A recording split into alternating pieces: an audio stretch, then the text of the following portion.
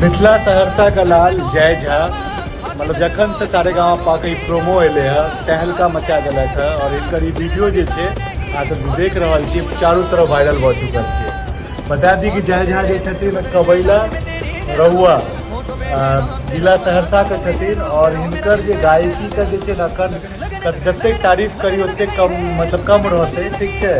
और पूरा सहरसा ने पूरा मिथिला ने पूरा बिहार ने पूरा हिंदुस्तान के साथ इनका भेट रहा है। जी टीवी के रियलिटी शो है सारेगामा। हम पहले पिछलो वीडियो में कहल बचपन से लक अखन तक अपना सब यह देखते यह सुनते पैघ भेल छिए।